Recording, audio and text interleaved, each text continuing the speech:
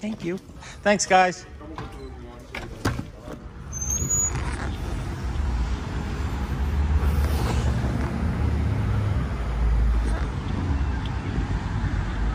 All right. Now I gotta rush over to Matt's. Okay. The Matt Dash. I have to install that inside of 6 hours. I have never, ever in my life installed a fuel pump at all in any way, shape, or form. The reason that it has to be done inside of 6 hours is because Matt is leaving promptly at 5 o'clock today to go pick up his kids. I have less than 6 hours to install that. So I gotta get this right. Matt said, I want to be here when you do it. So, guess what we're doing?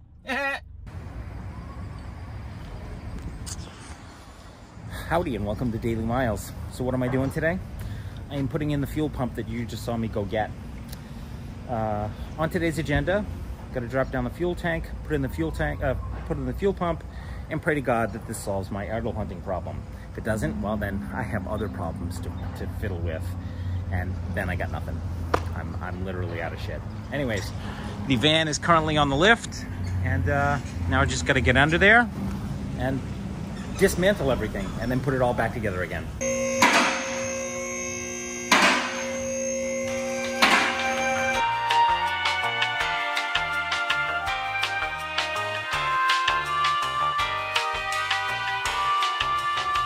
This is what's gonna go bye-bye today. I gotta take off this guy and I gotta take off the heat shield. Well, that is my fuel tank, and that is my my fuel pump right there. That whole white thing and right in the middle, and that has to come out. So I think everything is disconnected. The only thing that's not connected is, or not disconnected, is this guy right here. So this is the fuel pump. It needs to come out, and I think we are at that stage. I should just be able to pop this right off. Ha ha ha ha, he says. That is my fuel pump. There it is. Doesn't look like anything's bad, although that float is a little wonky. All right, well, doesn't matter. It's got to go, so it's going. Goodbye. It's been nice chatting with you. Thanks for stopping. The new pump next to the old pump. And now the new pump must go in.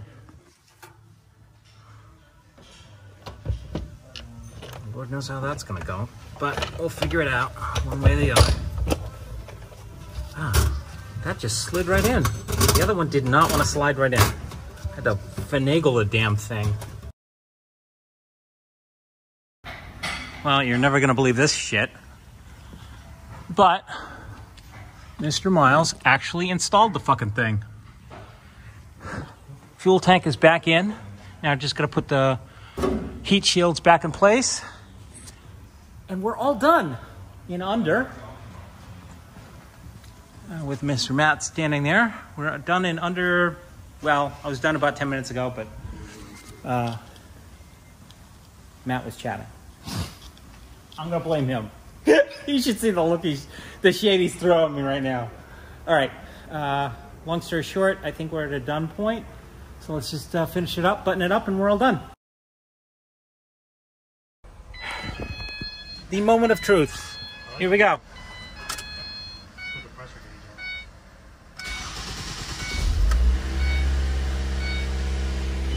Well, it started.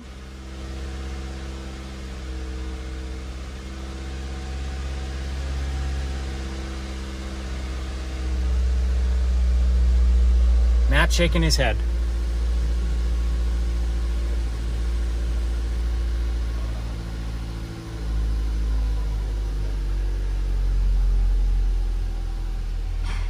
Here we go.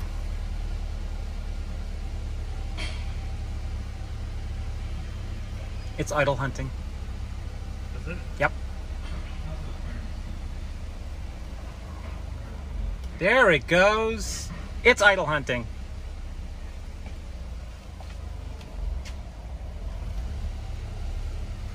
It is. Yeah, I know.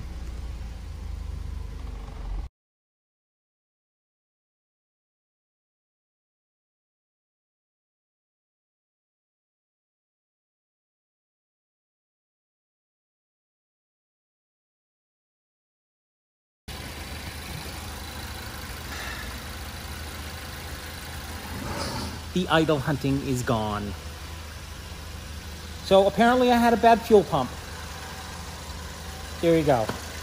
And I still have to ground the system, but still, success. For the first time in 8 weeks, success.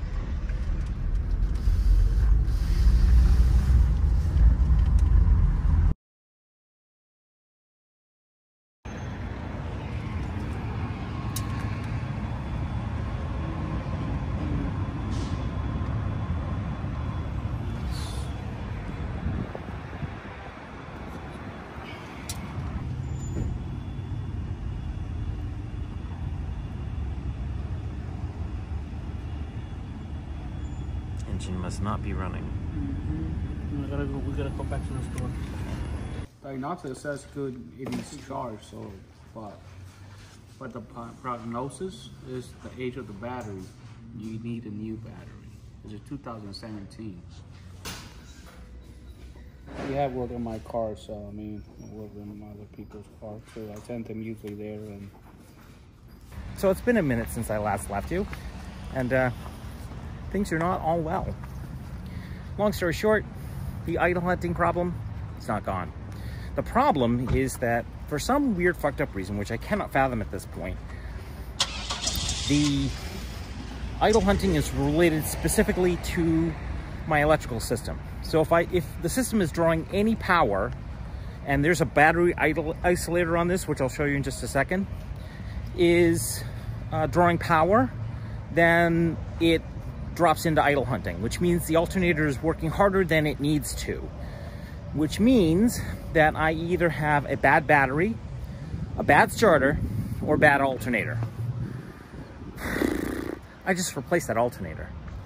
So in the continuous running of of the van, the starter isn't required. That leaves the battery or the alternator. The battery I just checked, it's perfectly fine. That leaves the alternator. And seeing as how I just replaced that alternator, that doesn't make any sense. Positive, negative. So if I remove this negative pole, if I remove the negative side of the battery, what should happen if the alternator is bad is the engine should stumble. If it isn't, well then, if it doesn't, then the alternator is just fine, according to Milton.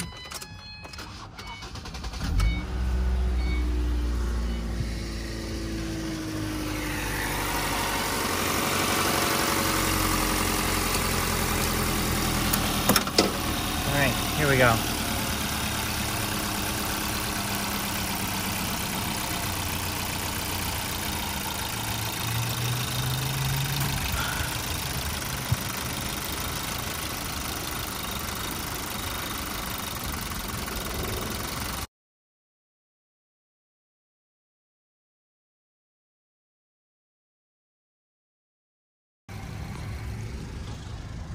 I think I found the leak. Okay, so this is starter fluid, and if you spray this stuff near a vacuum sealed place, or what's supposed to be sealed, it should make the engine rev. Watch what happens.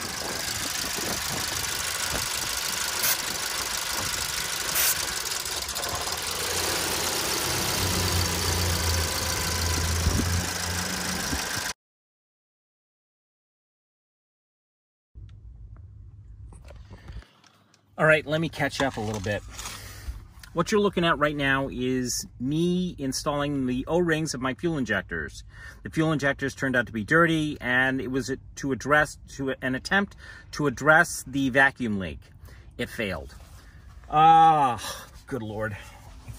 Nothing just failed. If it all just friggin' worked. But it doesn't. So I still have a vacuum leak. I still have idle hunting going on. And I still have the originating noise that Christopher created, that both Larry and Matt have no idea what the hell is going on with my engine. And that's no shade on their part, because they're both literally scratching their heads going, this should work. And it doesn't. And both of them have been really helpful in every way, shape, and form. So I got nothing but nice things to say about them both. So Larry, Matt, all right. So this leaves one of two options. I'll explain option number one to you and then explain option number two. Option number one is to go back in, replace the oil pump chain, and while I'm there, replace the oil pump, and while I'm there, replace the alternator, and put in my engine mounts. Parts would be about $500 on that. 2 nights at hotel is about $140, plus the shop time is about $750. Option two is extremely expensive, and it's swapping out my engine. So a new engine, hopefully I can find one for about $1,200. Yeah, good luck with that happening. Plus 40 hours of shop time. So 40 times 30 is 1,200, plus the engine, another 1,200. So 2,400 plus 4 nights at a hotel. So that's $280. So another, let's call it $2,800. Yada, yada, yada, yada, yada. So $2,800 versus 12. And in both cases, it's even money whether or not this solves my problems. Yeah, I don't know. I got nothing. So obviously the cheaper option is to go with option one and pray to God. Lots of praying going on. Option two is off the table after option one happens. I have to make a decision. You know, it's pretty much going to come down to economics at this point. I don't have the money. I don't have the money for either one. I just don't know anymore. On the flip side of all of this, believe it or not, I'm actually grateful for two things. And believe it or not, I know you'll have a hard time with this one. That second one is really going to make you go, huh? So the first thing I'm grateful for is Larry and Matt, because without them, I'd literally be pulling my hair, what's left of my hair, out of my head. So thank you, Matt, and thank you, Larry. Thank you, Larry. Thank you, Matt. The second thing is that I'm really grateful for is the knowledge. Throughout all of this, I've gone on a learning curve, and that learning curve has been really helpful on multiple levels. When I started this whole process, I was deathly afraid of getting my hands dirty and really having to wrap my head around engine problems, because it was a black box to me. I no longer have that fear anymore. So I don't fear getting in there and trying to figure out what's going on. It's just all gone at this point. I'm just like, all right, well then let's get the tools, let's get the parts, and let's make this toy happen and get it done. So I'm really grateful for the knowledge. The sad part is that, you know, I basically can't do what I need to go do, and there's no way to go do that. Now, according to my friend Leah, and Larry seems to agree with her, you know, you could just turn up the radio and just drive that way. If only that were the solution, but it's not. I need to solve this problem. I don't know how this is going to work itself out. I don't know whether or not this is the end of my channel, and I don't know whether or not this is the end of my project, because I'm basically out of money and I have no more money coming in.